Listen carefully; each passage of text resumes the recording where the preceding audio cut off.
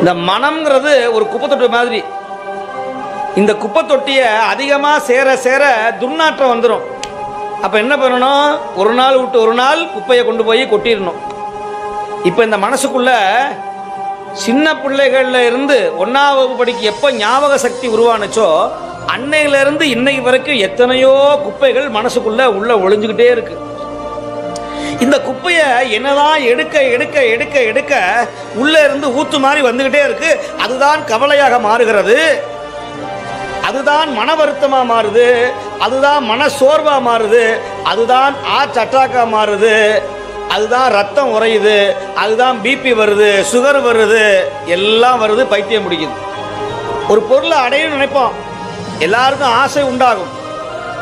அந்த ஆசையில வெற்றி பெறலைன்னா கோபம் உண்டாகும், கோபம் உண்டாச்சுன்னா கவலை உண்டாகும், கவலை உண்டானா பயம் உண்டாகும், பயம் உண்டானா தற்கொலை முயற்சி பண்ணுவான், இல்ல பிறரை கொல்லுவான், கடைசியில் பேப்பர்ல வந்து நின்று ஜெயிலில் போய் உட்காருவான். இப்போ இந்த நிலைமையெல்லாம் வரக்கூடாதுன்னு சொன்னால் ஒரே வழி, நல்ல ஆன்மீக பாதையில் உங்கள் பிள்ளைகளை செலுத்தணும். ஆன்மீக பாதையில் போனதாங்க பிரச்சனையே வருது. இருக்கிற பிரச்சனை எல்லாம் கோயிலில் தான் நடக்குது. கொடுமைன்னு கோயிலுக்கு போனால் அங்கே தான் கொடுமையே இருக்குது. இதில் வேற நீங்கள் கோயிலுக்கு போங்கிறீங்களே, கோயிலில் போனதாங்க பிரச்சனை. இப்போ திருவண்ணாமலைக்கு இப்போ போன வாரம் போனால் ஒரு பாத்ரூம் போனால் 200 ரூபா கேட்குறான் சார், சாமியை கும்பிட்றதுக்கு 500 ரூபா கேட்குறான் சார், சட்டை போட்டுட்டு போனால் ஊதுபத்தியை கொண்டு வந்து சட்டையை ஓட்டாக்கிட்டு போயிடுறான், சண்டை வந்துடுது. கோயிலில் போனால் சண்டை, திருவண்ணாமலைக்கு போனால் அங்கே சண்டை, சாமியை கும்பிட முடியல. இவன் அண்ணாமலையாரை பார்க்குறவங்களையும் இவன் எல்லா சண்டையும் இழுத்துக்கிட்டு அங்கே போனோம்னு அப்படியே கோவத்தோட நெஞ்சரிச்சோட போய் பார்க்குறவங்களையும் கிளப்பி விட்டுறான், போன்னு. அப்போ இவன் போய் பிரயோஜனமே கிடையாது. கோயிலுக்கு போனால் கோயிலில் கடவுள் எங்கே இருக்கிறாருன்னு சொல்கிறார் திருமந்திரத்தில்.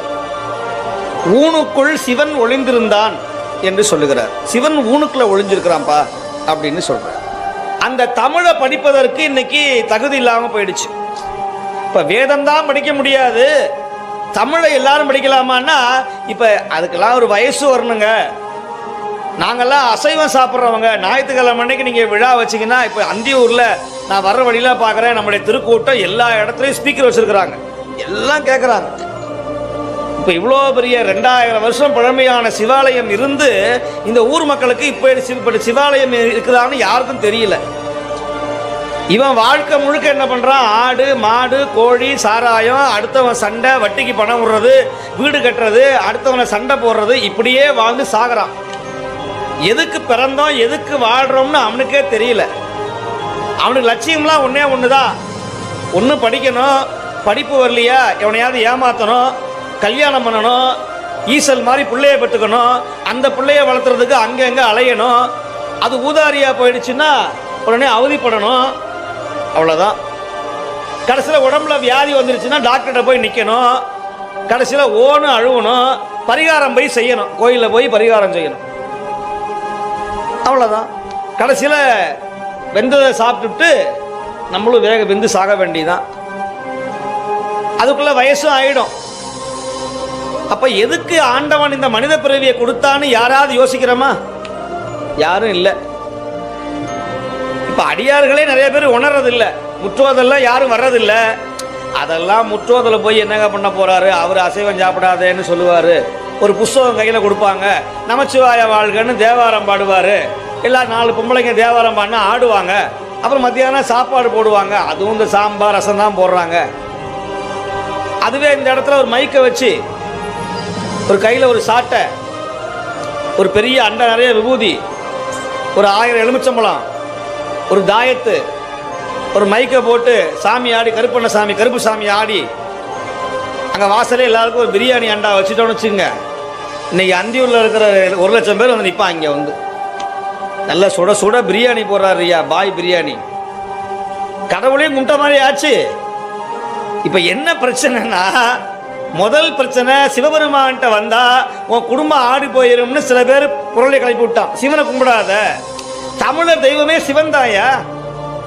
நம்முடைய 5000 தமிழன் தோன்றிய கால கலிபோர்னியாவில் இருந்து, ஆப்பிரிக்காவில் இருந்து, காபாவில் இருந்து, மெக்கா மெதினாவில் இருந்து, எல்லாத்துலேயும் அங்கே என்ன இருக்குன்னா ஏதாவது ஒரு சிவலிங்க வடிவம் தான் இருக்குன்னு ஆராய்ச்சி பண்ணுறான். சிவலிங்கம்னா ஏதோ ஒரு இந்து மதத்துக்கு மட்டும் சமயம் நினைக்கப்படாது. சிவலிங்கம் அப்படிங்கிறது எல்லா மதத்துக்கும் பொதுவானது. நம்ம உடம்பே சிவலிங்கம் தான். நம்ம ஆன்மாவுடைய வடிவம் சிவலிங்கம். இது யாராவது புரியுதா? நான் இல்லை. அப்போ இந்த சமயத்தை வளர்த்துவதற்கு சிவனை கும்பிடாதேன்னு சொன்னா, சிவன் கோயிலுக்கு போகாதேன்னு சொன்னதுனால தான் இன்னைக்கு மற்ற கோயில்லாம் பெருசா வந்துருச்சு. சிவன் கோயில் பூமிக்குள்ள போயிட்டே இருக்கு. இப்ப இந்த கோயிலை பாருங்க, அந்த சிற்பம் எல்லாம் பார்த்தீங்கன்னா 2000 வருஷம் பழமை வாய்ந்த ஒரு ஆலயம் இந்த சிவாலயம். ஆனா இதை கும்பாபிஷேகம் பண்றதுக்கு யாராவது தரமானா யாரும் இல்லை. அது சிவன் கோயிலை கட்டணும்னா குடும்பம் வீணா போயிருப்பா. சிவன் கோயிலுக்குள்ள போகக்கூடாது. இப்ப சிவன் கோயிலை யார் காப்பாத்துறாருன்னா காலபைரவர் தான் காப்பாத்துறாரு. அவர் கோயிலையும் காப்பாத்துறாரு, வருமானத்துக்கும் காப்பாத்துறாரு. இப்ப இன்னைக்கு நாளைக்கு ஜென்மாஷ்டமி, காலபைரவர் ஜென்ம செவ்வாய்க்கிழமை அன்னைக்கு பார்த்தீங்கன்னா எப்படியும் ஒரு 2000-3000 பேர் நிற்பான். எதுக்காக? ஏத்தோடுக்காரன் சாவணும், ஏன் 2 அடி இடத்த எடுத்துட்டா அவன் கைகால் உடையணும், தகடு வாங்கணும், எந்திரம் வாங்கணும். காலபைரவர்னா முதல்ல யாருன்னு தெரியுமா? யாரும் தெரியாது. இவனுக்கு தேவை ஏதாவது 4 பல்லு, நாய் வாகனத்தோட, கையில 10 கையோட, அப்படியே கோழி ஆடு மாடு வெட்டினோம்னா ரத்தம்லாம் ஒழுகி மண்டவோடு மாலையை போட்டுக்கிட்டு அப்படி கோரமாக நின்னாச்சுன்னா இவன் போய் நிறைய அங்கே போய் சாமியார்லாம் பார்க்குறான். அதுவே சாதாரணமாக அப்படி இருந்துச்சுன்னா இந்த சாமியை சக்தி இல்லை சார், இந்த சாமியெல்லாம் ஒன்றும் பண்ணாது, இதுதான் ரொம்ப கோபமாக இருக்கிற சாமி, கண்ணெல்லாம் அப்படி முழிச்சுக்கிட்டு பல்ல அப்படி எத்திக்கிட்டு இருக்குது, இந்த சாமி தான் என் எய்த்த வீட்டுக்காரனை கொல்லும், எனக்கு எதிரியை போய் மண்டையை உடைக்கும் அப்படின்னு இவன் கற்பனை. இல்ல சில பேர் எந்திரம் வாங்கி வைக்கிறான், மந்திரம் வாங்கி வைக்கிறான், தாயத்து வாங்குறான், சூன்யம் வைக்கிறான்.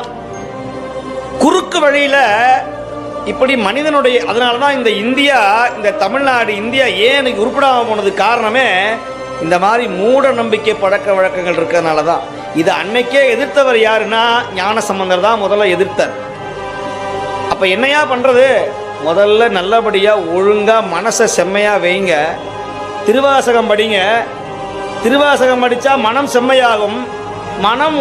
மனம் ஒருநிலைப்பட்டு போச்சுன்னா நீ படிக்கிற எல்லா படிப்புமே ஏறும்.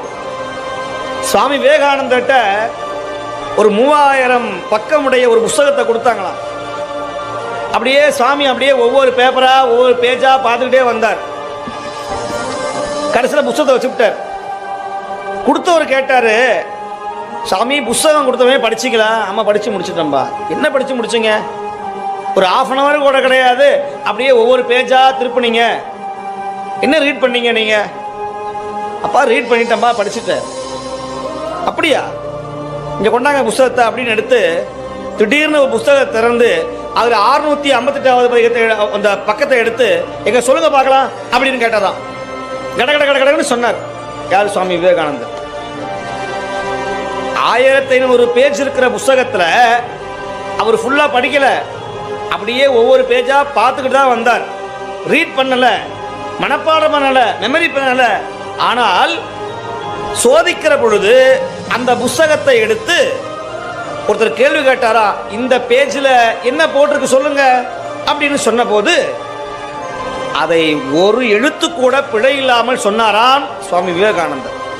உடனே கேட்டாங்களா, உங்கள்ட்ட ஏதாவது தனி சக்தி ஏதாவது இருக்கா, அபூர்வம் இருக்கா, மேஜிக் இருக்கா, இல்ல மிஸ்பரிசம் ஏதாவது இருக்கா, இல்ல ஏதாவது மாயாஜால வித்த இருக்கான்னு கேட்டான். அதெல்லாம் ஒண்ணும் கிடையாது, நான் மனதை ஒருநிலைப்படுத்தினேன், அதனால் வந்த விளைவு. மனசை ஒருநிலைப்படுத்து. இந்த மனசை ஒருநிலைப்படுத்துறதுக்கு ஒரே வழி சிவாலயம் தான். சிவாலயத்துக்கு போனா மனசை ஒருநிலைப்படுத்தா பண்ணல, அப்பயே சொன்னேன். அப்ப வேற எங்கேயா மனசை ஒருநிலைப்படுத்தும்? இப்ப மனசை அலைபாயுதுனாலதான், அதனாலதான் அலைபாயுதே கண்ணான்னா. என் மனம் எங்க அலைபாயணும்? ஆண்டவன்ட்ட அலைபாயணும். ரமணர் சொன்னாரு, அதுவுமே தேவையில்லடாங்கிறார். கடவுளே ஒரு காலத்துல தேவையில்லைங்கிறார். என்னையா அப்படி சொல்றீங்க? நீ தியானம் பண்ணும் போது கடவுளை தியானம் பண்ணு, அந்த தியானத்தினுடைய முதிர்வு ஏற்படும் போது அந்த கடவுளே உனக்கு தேவையில்லை, தூக்கி போட்டுருங்கிறார். எப்படி ஒரு விறகு எரிக்கும் போது ஒரு சின்ன குச்சில வச்சு விறகு எரிப்பாங்க. அந்த விறகு கொளுத்துன உடனே அந்த தீக்குச்சியும் அதுக்குள்ளேயே போட்டுருவான். அந்த மாதிரி இந்த மனம் ஒருநிலைப்படுறதுக்கு ஒரு இடம் தேவை, ஒரு கடவுள் தேவை. அது இயேசுநாதரா, அல்லாவா, புத்தரா, அதெல்லாம் தேவை கிடையாது. யாரோ ஒருத்தர் நினைச்சு தியானம் பண்ண, மனசை ஒருநிலைப்படுத்து. அந்த மனம் செம்மையான பிறகு, மனம் ஒருநிலையான பிறகு அதுவுமே தேவையில்லை என்று சொல்லுகிறார் நம்முடைய ரமண மகரிஷி. அவரை மாதிரி ஒரு பெரிய ஞானிகள்லாம் இன்னைக்கு யாரும் இல்லை.